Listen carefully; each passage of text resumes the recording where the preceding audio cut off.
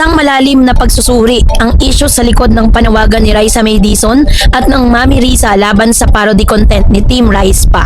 So yun ang ating pag-uusapan maya-maya. Well, before that, if you haven't updates, ito na ang hangganan ng kasiyahan at respeto sa social media sa modernong panahon ng digital content creation. Napabilis ang pag-usbong ng iba't ibang uri ng entertainment mula sa mga dance trend, lip-syncing hanggang sa mga parody at comedy skit. Lahat ay ginagawa ng mga vloggers at content creators upang makakuha ng views, engagement at followers. Subalit, kasabay ng malayang paglikha ng content ay ang paulit-ulit na katanungan ng publiko. Saan nga ba nagtatapos ang parody? At saan nga ba nagsisimula ang tahasang pambabastos? Ito ngayon ang mainit na usapin sa Philippine digital space matapos magsalita at manawagan ng pamilya ng dating aling maliit na si Raisa May Dizon kasama ang kanyang inang si Mami Risa Dizon laban sa kanilang kilalang vlogger creator page na Team Rise pa. Ang usaping ito ay nagsimula na tila nakakatuwang panggagaya or parody sa iconic greetings at pananalita ni Mami Risa na Hello Team Raisa. Panoorin natin to.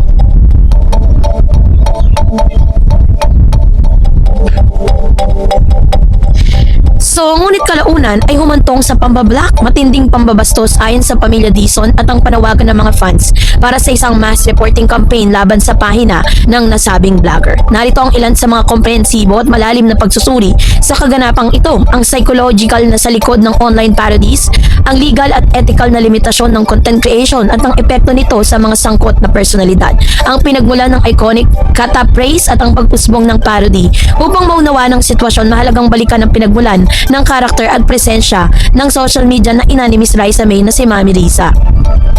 So, ang siklo ng parody. So, ang authenticity ni Mami Risa. Si Mami Risa ay nakilala sa publiko bilang maalagang ina sa likod ng mga tagumpay ni Raisa May Dizon. Sa mga nakalipas sa taon habang nagbablog ang pamilya Dizon, nagkaroon si Mami Risa ng sarili niyang marka sa mga manonood. Ang kanyang bati na Hello Team Raisa ay naging simbolo ng kanyang pagiging warm, accommodating at pampagyang aura. Mula sa paghanga tungo sa parody sa mundo ng social media, kapag ang isang linya o action ay naging iconic, natural lamang na ito ay pintasan ng iba pang creators upang gawing meme or parody. Sa mga unang video ng creator ng Team Raisa ay panggagaya kay Mami Risa ay tinanggap ng netizen bilang isang simpleng katatawanan. Sa katunayan, sa larangan ng entertainment, ang panggagaya or pagparody ng isang sikat na personalidad ay madalas na itinuturing na uri ng flattery o pagkilala sa kasikatan ng tao. Ang pagtawid ng linyang pagkukyam or exaggeration versus ridicule. Subalit ayon sa obserbasyon ng mga netizen at pamilya Dizon, mismo nagkaroon ng malaking pagbabago sa tono ng mga sumusunod na videos. Ang simpleng parody ay nagmukhang exaggerated mockery or tahasang paggawa ng katatawanan sa personalidad, kilos at pananalita ni Mami Risa. So, ang aksyon ng pamilya Dizon at ang reaksyon ng content creators, isang mahalagang leksyon sa digital ethics ang paraan ng pagtugon ng magkabilang panig sa isyong ito. So, si Mami Risa po at na ina at si Miss Raisa May, Team Rise pa, ay nagpadala ng private message. Inignore ang pakikiusap. Nagpadala po ng mensahe si Mami Risa dito po sa isang vlogger na gumagaya sa kanya. Inignore lang po yung kanyang pakiusap, nakiusap ng maayos na itigil. Pinalala ang sitwasyon, humingi ng respeto sa dignidad, pag-block sa mismong subject. Ang private approach ni Mami Risa ay hindi agad dinala ng pamilya Dizon ang issue sa publiko. Bago pa man magkaroon ng malawakang panawagan, formal at maayos na nagpadala ng pribadong mensahe or direct message ang ina ni Risa May or Raisa May sa pahina ng Team Rise pa. Ito ay isang hakbang na kinakitaan ng mataas na antas ng kapakumbabaan at diplomasya. Sa halip na agad na magpatulpo or mag-post ng rant o magpatawag ng paninira sa social media, pinili niyang makipag-usap ng pribado upang maipaliwanag ang ginagawang content ay nakakasakit na sa kanyang damdamin. Ang pambablock, diba, ang maling hakbang sa conflict resolution, sa halip na makipag-usap ng maayos, mag-sorry o magtanggal ng content of respect. Ang naging tugon ng pahina ng Team Rise ay ang i-block ang ina ni Raisa May. So yung aksyong ito ay naging fuel o nagpapalala sa galit ng pamilya at ng mga supporters ni Raisa. Sa psychological na social media management, ang pambablock ng taong itinuturing mong subject ng iyong parody ay nagpapakita ng kawalan ng pananagutan or lack of accountability. Pinapahiwatag nito na mas mahalaga sa creator ang views at engagement kaysa sa respeto sa totoong taong naapektuhan ng kanyang content. Ang reaksyon ng fandom, ang kapangyarihan ng mass reporting dahil sa kawalan ng maayos na pag-uusap at pambablock na ginawa ng vloggers, nagpasya ang mga supporters ng at fans si Raisa May Dizon na kumilos sa pamamagitan ng mass reporting campaign. So, ito po yung mga dahilan, diba? Harassment, slash bullying, or paggawa ng content na nagdudulot ng psychological na abala sa subject.